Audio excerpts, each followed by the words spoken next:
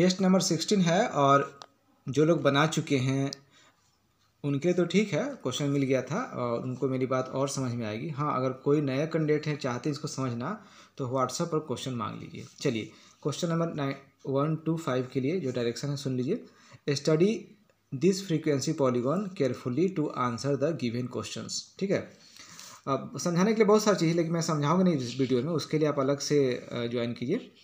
ये उनके लिए है जो ऑलरेडी कोर्स को कर रहे हैं, तो ये मत कहिए सर जल्दी जल्दी समझा रहे हैं, जल्दी नहीं, वो ऑलरेडी समझदार लोग हैं जो कोर्स को कर रहे हैं। आपको अलग से समझना होगा तो फ़ोन कर लीजिए और कोर्स को ज्वाइन कीजिए। चलिए पहला क्वेश्चन डील करते हैं।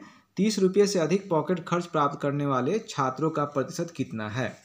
अब 30 रुपया से अधिक, अब इसके लिए क्या करेंगे, जैसा कि पता है कि फ्रीक्वेंसी पॉलीगॉन जब खींचा जाता है तो क्या कैसे खींचा जाता है, एक तो वर्ग अंतराल एक्स एक्सिस पर और दूसरा फ्रीक्वेंसी यानी आवृत्ति वाई एक्सिस पर, तो बन गया ये। अब इसमें जो पॉइंट देख रहे हैं 2.7.5 ये क्या है, मध्य बिंदु है।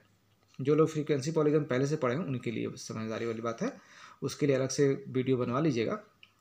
अब देखिए मैं दिखाता हूँ, ये है वर्ग अंतराल एक्स एक्सिस वाला, यहाँ मैंने लिख दिया है। ठीक है, देखिए यहाँ पर -5 to 0 तो है यहाँ पर, फिर 0 to 5 यहाँ पर है।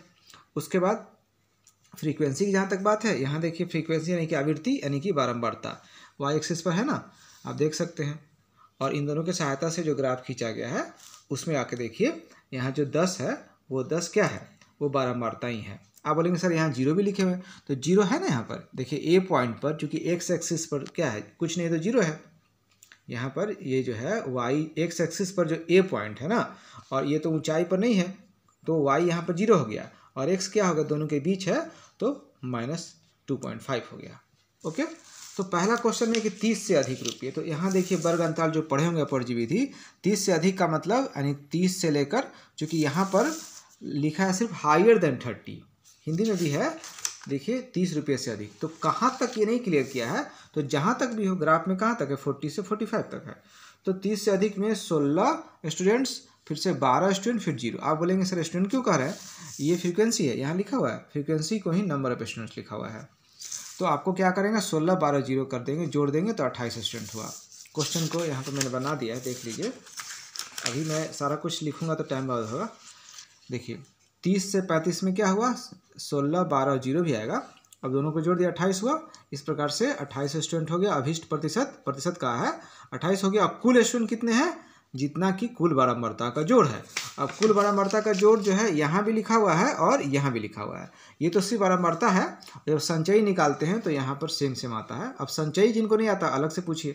तो 206 हो गया कुल छात्र। अब कुल छात्रों को हम क्या करते हैं, आधार बनाते हैं, तो आधार 206 हो गया। और ये जो 30 से 45 तक में जो अंक लाए हैं, 30 से अधिक लाए हैं, उनकी संख्या 28 है। 28 ऊपर रखे, प्रतिशत के लिए 100 से गुना करना पड़ता है। चलिए कैलकुलेशन करके आया 13.57। समझ सकते हैं आप लोग, आंसर ये हो गया 30 रुपये से अधिक पॉकेट खर्च प्राप्त करने वाले छात्रों का प्रतिशत। अगला क्वेश्चन, अगर वीडियो लंबा होगा तो फिर दूसरा मतलब एक और नेक्स्ट वीडियो बनाना पड़ेगा। 10 मिनट से ज़्यादा वीडियो मैं नहीं बनाऊंगा, तो जो क्वेश्चन छूट जाएगा उसके लिए घबराइएगा नहीं।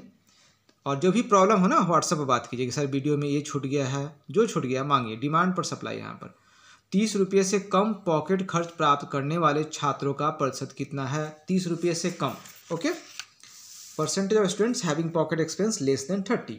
अब लेस देन 30 का मतलब देखिए 30 यहाँ लिखा है ना, अपरजी विधि में है, अपरजी विधि है यानी कि एक्सक्लूसिव मेथड है, तो 30 यहाँ तक है। तो ये 30 को लेते नहीं है ना इसमें, तो नहीं लेते हैं तो क्या करते हैं 29 तक लेते हैं। तो 29 तक यानी 30 से कम हुआ, तो 30 से कम percentage of students having pocket expense less than 30। तो 30 से कम तो ये सबका आएगा ना 30 से कम। तो यहाँ ये फ्रीक्वेंसी यहाँ स्टूडेंट्स की संख्या यहाँ है, तो 30 से कम में ये सब 0 से लेकर के यहाँ 30 तक, तो सबको जोड़ देंगे। जोड़ने में टाइम लगेगा, इसलिए तो संचयी बारंबारता बना दिया गया। तो सीधे देखिए 178। देखिए यहाँ सोल्यूशन मैंने यहाँ बनाया है दूसरा का। हमने जो सारणी बनाया है उसको ध्यान से देखिए। सारी बारंबारताओं को यहाँ जोड़ने से अच्छा है कि 25 से 30 के सामने संचयी बारंबारता को देख ले। 178 हो गया। ये समझा कर मैंने भेजा था हम लोग को, पीडीएफ बना करके समझाया हुआ। बीपीएससी में ऐसा मत लिख लीजिएगा, उसका अलग फॉर्मेट है, उसके लिए अलग से बात कीजिए। अभिष्ट उत्तर क्या हो जाएगा, 178 हो गया। और 206 कुल है। सारणी आप देख सकते हैं 206 जो है कुल छात्रों की संख्या 206 है ना। तो यहाँ पर परसेंटेज के लिए आधार तो यही रहेगा ना, ये रखेंगे और 30 से कम 178 गुना कर देंगे, आंसर देख रहे हैं, कोई दिक्कत नहीं होनी चाहिए इसमें। तीसरा क्वेश्चन देखिए, तीसरा क्वेश्चन जो है, उन छात्रों का प्रतिशत कितना है जिसे कम से कम 30 रुपया लेकिन 40 रुपये से कम प्राप्त होता है। तो फिर से वही यहाँ आइए, 30 रुपये, what is the percentage of students having pocket expenses at least 30 but less than 40। At least 30 मतलब कम से कम 30 होना चाहिए, बट लेस देन 40 यानी कि 30 तो कम से कम हो, 30 से शुरू कीजिए लेकिन 40 से कम ही रखिए। तो 30 से शुरू यही हो रहा है और 40 से कम यहाँ है, ठीक है, 39 तक। इसके सामने 16 और 12, फिर से हो गया 28।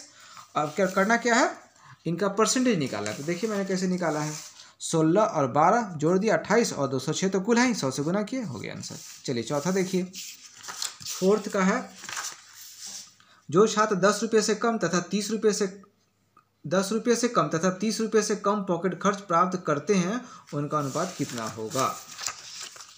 अनुपात पूछा गया है, find the ratio between number of students having pocket expense less then 10 and less than 30. We have to calculate ratio. So check here, less than 10, less than 10, that means this one, less than 10 के सामने जो frequency है वो 16 है, तो 16 ले लेंगे। और क्या था, लेस देन 40 था ना, तो लेस देन 40 जो है यहाँ पर क्या है, 12 है। फिर से देखिए इसको, 40 था कि 30 था, कन्फ्यूज नहीं लेना, अच्छा 30 था, मैंने 10 बोल दिया, सॉरी। उन छात्रों का प्रतिशत कितना है जिसे कम से कम 30 रुपया लेकिन 40 रुपये से कम प्राप्त हुआ। ये तो चौथा ना क्वेश्चन पूछा था, हाँ चौथा लिए, सॉरी, ये 4। जो छात्र 10 रुपये से कम, नहीं 10 रुपये ही था जी, जो छात्र 10 रुपये से कम तथा 30 रुपये से कम पॉकेट खर्च प्राप्त करते हैं उनका अनुपात कितना है। 30 से कम और 10 से कम, तो पहले 10 आया है, क्रम के अनुसार देखा जाए तो 10 आया है। तो वैसी स्थिति में क्या करना है कि 10 वाला जो है देखिए लिख दिए हैं, 10 से कम वाला के लिए हम 26 लिखे हैं और 30 से कम वाला के लिए 178 लिखे हैं। अब देखिए 178 30 से कम वाला है, तो सही बात है, 30 से कम वाला टोटल ऊपर का सब टोटल आएगा, तो 30 से कम वाला 178 हो गया। और 10 से कम वाला में, 10 से कम यहाँ तो ऊपर वाला सारा कुछ हो जाएगा, 10 से कम वाला में तो ये 16 भी आएगा, 10 भी आएगा, सुन तो है ही, तो ये टोटल कितना 26, तो 26 ऊपर रहेगा क्योंकि अनुपात निकालना है। और 178 इसको काट करके और 1 के अनुपात में लिख के लाएंगे, हमने छोड़ दिया है बट आप काट लीजिएगा इसको, क्योंकि कैलकुलेटर ऐसे भी अलाउ है, ठीक है। जिनको दिक्कत होगा फिर से बात कीजिए, फ़ोन से बात कीजिए। प्रति छात्र औसत पॉकेट खर्च की गणना करें। हाँ, ये सब मैं समझाऊंगा ना तो सारा मामला ठीक हो जाएगा।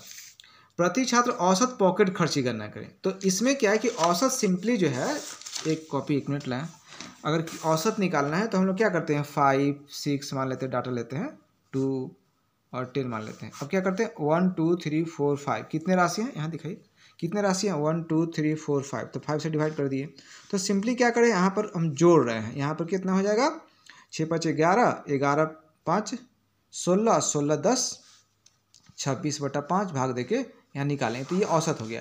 लेकिन यहाँ पर ऐसा नहीं कर सकते हैं, क्यों, क्योंकि यहाँ पर जो आंकड़े हैं ना वो वर्गीकृत आंकड़े हैं, यहाँ वर्ग अंतराल बना दिया गया है।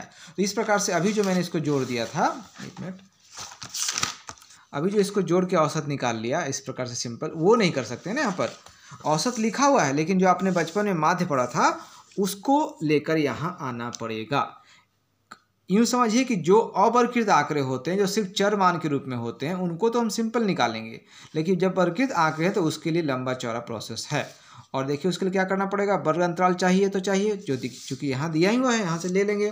फिर से मध्य बिंदु चाहिए, जो दोनों को भाग दे करके 5 + 10/2 0 + 5/2 भाग दे के मध्य बिंदु निकालते हैं। हालांकि यहाँ पर मध्य बिंदु दिया हुआ है, नहीं दिया रहता तो निकालना पड़ता। किसके लिए, औसत की गणना यानी माध्य की गणना करने के लिए, ठीक है। माध्य के लिए ये पूरा टेबल आपको बनाना पड़ेगा, ठीक है। माध्य में पढ़ा चुका हूँ, बस अब यही कह रहा हूँ कि इस प्रश्न का हल करने के लिए, इस प्रश्न का 5वां, प्रति छात्र औसत पॉकेट खर्च की गणना कीजिए। अगर इस प्रकार का दिया हुआ है फ्रीक्वेंसी टेबल में, वर्ग अंतराल दिया है, तो आपको माध्य से गुजरना पड़ेगा। माध्य को ही औसत कहते हैं। चलिए, वर्ग अंतराल हो गया, मध्य बिंदु कैसे, मैंने बताया ना, दोनों को जोड़ करके अपर और लोअर लिमिट को ऐड करें एंड देन डिवाइड करें, then you get the question, that will be 12.5। तो ये फ्रीक्वेंसी हो गया 30। और संचयी बराबरता कैसे निकालते हैं, 0, फिर इसको जोड़ेंगे 0 से 10, तो 10, फिर 10 का 16 26, 26 का 30, 56 ऐसे करके। ठीक है, अब इसमें क्या है, प्रोडक्ट ऑफ क्लास, तो क्या करेंगे हम लोग, मध्य बिंदु का बराबरता से गुना कर देंगे। एक्स का एफ से गुना किया, सब गुना करके यहाँ लिख दिए, सबको जोड़ देंगे। जोड़ को हम लोग दिखा सकते हैं, चूँकि एक्स एफ का गुण एक्स एफ को जोड़ रहे हैं ना, तो समेसन का सिग्मा का चिन्ह लगा देंगे, इतना हो गया, और फिर कुल इतना हो गया। अब देखिए कैसे सॉल्व हो जाएगा, तुरंत मैं दिखा देता हूँ आपको। माध्य का फॉर्मूला होता है सिग्मा एक्स एफ बटा सिग्मा एफ, तो जो वहाँ जोड़ थे यहाँ लिखे, यहाँ कर दिए, आ गया 20.266। तो ये क्या है, यही औसत है। तो ये जो क्वेश्चन था ना, प्रति छात्र औसत पॉकेट खर्च की गणना करें, तो यही है प्रति छात्र औसत खर्च। तो ये 5 क्वेश्चन हो गया। अगला क्वेश्चन भी चाहिए अगर तो बोल दीजिएगा व्हाट्सएप पर, मैं वीडियो बना दूंगा। धन्यवाद। जिनको नहीं समझ में आया है फ़ोन कॉल कीजिए।